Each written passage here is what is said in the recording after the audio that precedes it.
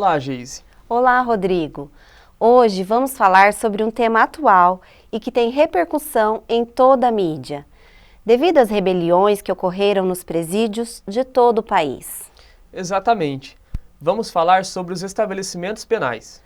Os estabelecimentos penais são todos aqueles destinados ao cumprimento de pena privativa de liberdade, tanto em caráter provisório, definitivo ou ainda os submetidos à medida de segurança. Na realidade, diferente das normas de execução penal, os presos são recolhidos em penitenciárias, cadeias públicas, casas de detenção e até mesmo em delegacias de polícia, que atualmente são utilizados containers para esta finalidade. E conforme a Lei de Execuções Penais, o primeiro passo para o preso em flagrante é ser encaminhado à delegacia de polícia para registro de boletim de ocorrência e logo após ocorra sua detenção inicial. Caso ele não seja colocado em liberdade pela Justiça, esse detento é encaminhado para a cadeia pública ou uma casa de detenção. Se for condenado, ele é transferido para o estabelecimento adequado ao tipo e regime da pena. Embora todos os tipos de estabelecimentos penais estejam previstos na Lei de Execução Penal, no Brasil a realidade é bem diferente. A infraestrutura dos estabelecimentos geralmente não se encaixa na forma correta do sistema penitenciário, e o descaso do poder público e até da própria sociedade com a população carcerária tem se tornado um problema cada vez maior. Reale Júnior diz que, abre aspas, a perenidade do problema demonstra que não existe crise. O que existe é uma continuidade do descaso, fecha aspas.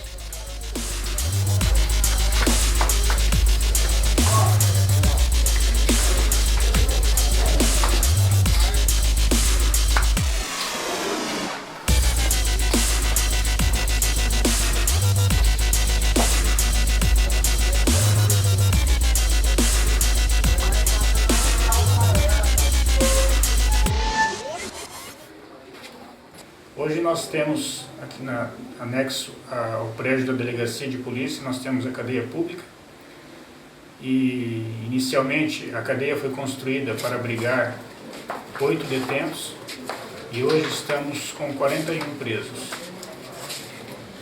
E nós temos um quadro de 6 funcionários, sendo um delegado de polícia, um escrivão e 4 investigadores.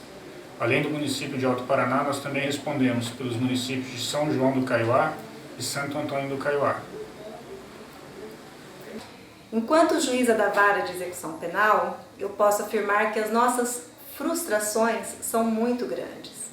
Nós não conseguimos fornecer uma prisão que dê aos detentos uma condição mínima de dignidade humana. Então, quando você sentencia a pena privativa de liberdade no regime fechado, a frustração ela nos tira o sono, porque você sabe que vai estar encaminhando aquele ser humano, aquela pessoa, que por mais que tenha errado, ela não vai estar ali perdendo apenas a liberdade, mas sim toda a dignidade humana. E que a pena também fosse apenas para o condenado, não submetesse toda a família, né, a essa falta de dignidade nos momentos de visita e também enquanto família de uma pessoa presa, condenada. A precariedade e as condições subhumanas tomaram conta do sistema penitenciário nacional. Os presídios se tornaram depósitos humanos e a superlotação faz com que as regras de separação entre presos provisórios e condenados sejam desrespeitadas. A violência sexual entre presos, doenças como AIDS, drogas e subordinação entre o mais forte e o mais fraco é resultado desse sistema. Isso mesmo. Poucos recursos humanos, aliado à falta de capacitação dos agentes, à corrupção, à falta de higiene e assistência ao condenado, são fatores que contribuem para a falência do sistema. Quem é preso uma vez, com certeza lá vem 2, 3 vezes a mais. E cada vez que essa pessoa vem presa de novo, ela vem com um crime maior e as vítimas não são as mesmas. Cada vez são outras vítimas e com mais gravidade. É uma bola de neve que não para de crescer. Se não tem um objetivo, é difícil aprender alguma coisa. Eu mesmo aprendi porque eu tenho pessoas especiais fora de lá, mas os outros não. O Estado deveria oferecer ao detento, durante o cumprimento da pena, o que não proporcionou em época oportuna ao cidadão. Este mesmo Estado continua se omitindo, fazendo com que as prisões fabriquem delinquentes mais perigosos. Atualmente, a população carcerária no Paraná é de aproximadamente 30 mil presos entre homens e mulheres, e a porcentagem de presos reincidentes é de 70%. Esse número é talvez o mais grave problema que envolve o sistema penal atual. As prisões estão lotadas e, com isso, o preso não recebe o mínimo de dignidade. Devido a este problema, muitos presos dormem no chão de suas celas, às vezes no banheiro, próximo ao buraco de esgoto. Nos estabelecimentos mais lotados, onde não existem nem lugares no chão, presos dormem amarrados às grades das celas ou pendurados em redes feitas com pedaços de tecidos. Com a superlotação do sistema prisional, não existem mais estabelecimentos destinados exclusivamente aos presos que aguardam julgamento. As cadeias públicas, delegacias, presídios e penitenciárias, todos foram transformados em depósito de pessoas que não são tratadas como tais. Exatamente. As rebeliões que acontecem em todo o país já fazem parte do dia a dia e é resultado da caótica realidade do sistema penitenciário. A reivindicação mais comum é aquela que requer melhores condições nos estabelecimentos prisionais, como assistência médica e higiene, alimentação, trabalho e assistência jurídica e social. Segundo Mário Ottoboni, abre aspas, o delinquente é condenado e preso por imposição da sociedade, ao passo que recuperá-lo é um imperativo de ordem moral, do qual ninguém deve se excusar. A sociedade somente se sentirá protegida quando o preso for recuperado, fecha aspas. Tanto que nós fomos buscar soluções na tentativa de apresentar, pelo menos amenizar o problema. E nisso surgiu a ideia de um projeto, o projeto Voo de Águia, foi o que surgiu primeiro. Por meio desse projeto, nós conseguimos recuperar muitas pessoas, mas ele era só para os condenados a crimes sem violência ou grave ameaça, o que tinha muito aqui na comarca. Mas por que essas pessoas estariam então em regime fechado, né, já que praticaram crimes que não seriam tão graves? Eles estavam em regime fechado por conta da reincidência, e era uma reincidência muito grande. Então saíam em uma semana, já voltavam novamente, não tinha mesmo como permanecer em liberdade. A sociedade exigia uma resposta do Estado e a resposta que a lei dá é a prisão, a pena privativa de liberdade. Por meio deste projeto, nós observamos que a maioria dos presos para esses crimes sem violência ou grave ameaça, receptação, furto, eram usuários dependentes químicos. Então, por meio deste projeto, nós encaminhamos para tratamento, para internamento, fizemos assim uma liberdade condicionada e a maioria aceitou, né? Dependia também, é claro, da aceitação, porque o período de internamento nesses casos, o período normal de internamento para que as pessoas se livrem do vício, é um período de 9 meses, então era um período relativamente longo. Mas os que aceitaram esse internamento e se submeteram também às regras dos locais para os quais foram enviados, nós obtivemos um êxito muito grande.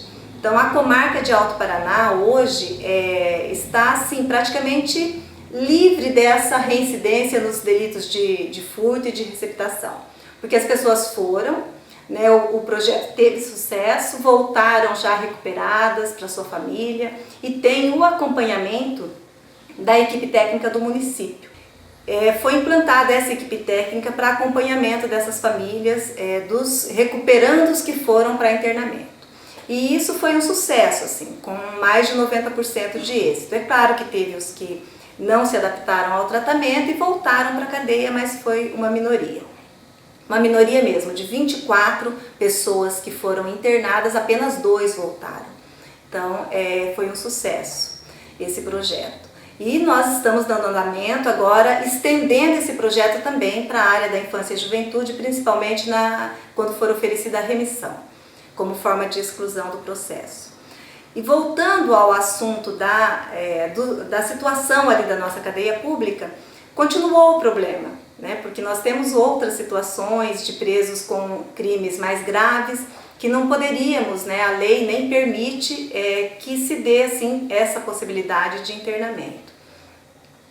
Para esses casos, buscando uma solução, nós conhecemos o método APAC. Fomos até Barracão, a comarca de Barracão, onde tem a primeira APAC do estado do Paraná, e ficamos assim com uma expectativa muito grande da mudança que isso traria para o sistema prisional. A APAC trouxe grandes resultados para o problema que se agrava. A associação nasceu na cidade de São José dos Campos, no estado de São Paulo, e em 1972 foi reconhecida pela ONU como o método alternativo que mais ressocializa presos no mundo. A APAC é uma entidade civil com personalidade jurídica nos termos das leis do país e dedica-se à reintegração social dos condenados à pena privativa de liberdade. Na cidade de Itaúna, em Minas Gerais, foi construída a segunda APAC, fundada em 1985.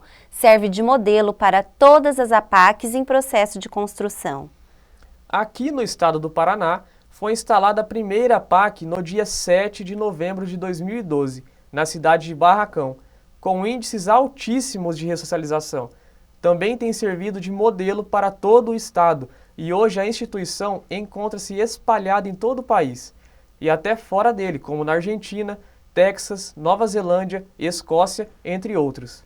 A metodologia APAC fundamenta-se no estabelecimento de uma disciplina rígida, caracterizada por respeito, ordem, trabalho e envolvimento da família do sentenciado. A valorização do ser humano e sua capacidade de recuperação é também um importante diferencial no método APAC.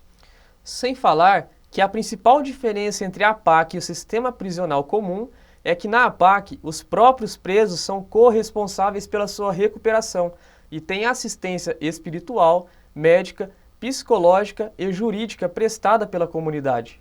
A segurança e disciplina do presídio são feitas com a colaboração dos recuperandos, tendo como suporte os funcionários, voluntários e diretores da entidade, sem a presença de policiais e agentes penitenciários. Além disso, os recuperandos frequentam cursos supletivos e profissionais e possuem atividades variadas, o que evita a ociosidade. Quando eu ouvi falar da APAC pela primeira vez, eu achei assim que como que a gente vai fazer um trabalho com preso? Muitas pessoas dizem, os presos têm que morrer, preso não tem o que fazer com os presos, né? Mas depois de conhecer a APAC, a gente tem uma esperança muito grande, que eu vi assim na APAC, um sonho de Deus, porque é uma coisa muito assim, importante para a recuperação das pessoas. Muitos querem uma recuperação e não tem oportunidade, não tem chance de se recuperar. E na APAC é uma esperança que todos se recuperem. 90%, 100% dos que vão para a APAC são recuperados. Detentos de facções criminosas são proibidos de participar do método APAC. Esse tipo de preso representa 20% do sistema prisional, que acaba influenciando o restante. O objetivo é ressocializar os demais, independente do crime que tenham praticado. Outras 15 APACs devem surgir em nosso estado nos próximos 2 anos, inclusive na região noroeste, próximo à comarca de Alto Paraná, que iniciará os trabalhos com capacidade para 40 recuperandos. Às vezes as pessoas falam que a lei de execução penal é muito branda, a Constituição é muito branda, olha muito para o condenado, dignidade da pessoa humana só tem para preso, não tem para vítima. E isso também é frustrante porque não deixa de ser uma realidade. Mas isso é uma utopia, porque na realidade, como foi visto lá e como pode ser conferido em todo o sistema prisional brasileiro, em situações até muito piores do que aqui na cadeia pública de Alto Paraná, o preso ele perde tudo quando entra ali na cadeia. né? E é um local onde torna impossível a recuperação do ser humano, a ressocialização, para que ele volte a conviver em sociedade. E pensando até no bem da comunidade, porque a PAC ela não sobrevive, ela nem tem como ser implantada sem o apoio da comunidade local. É a primeira necessidade. E a comunidade aqui de Alto Paraná abraçou essa ideia e realmente está fazendo a diferença já em diversas reuniões. Nós fizemos seminários, né? E a população local, as autoridades também dos 3 municípios que compõem a comarca abraçaram essa ideia, e eu sei que lá na PAC nós vamos lembrar do homem, ressuscitar o homem que existe, o ser humano que existe, e fazer com que o crime, né, com que o criminoso morra, para quando voltar a conviver em sociedade, nós tenhamos uma sociedade mais pacífica, mais justa, né, e que possa então surtir um efeito realmente positivo na comunidade.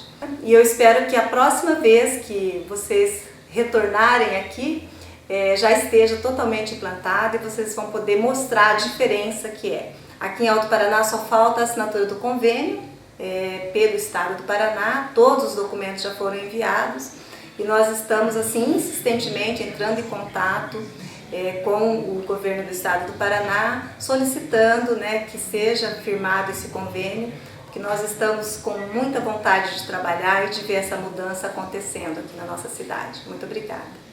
Não podemos fechar os olhos para o problema que também é nosso, pois é dever do Estado e de todo cidadão atuar firmemente no combate à criminalidade. E nós sabemos que a solução não é decretar a perda da dignidade destas pessoas, como também não pode só abrir as portas das prisões, colocando-as em liberdade precocemente. Exato. Esse trabalho vai muito além. Precisamos encontrar meios de ressocialização que realmente funciona, buscando a recuperação dessas pessoas. Isso tudo com a finalidade de colaborarmos para uma sociedade justa, segura e fraterna, pois é dever do Estado e de todo cidadão de bem. O programa Fala Direito de hoje fica por aqui. Obrigada pela sua companhia e até a próxima.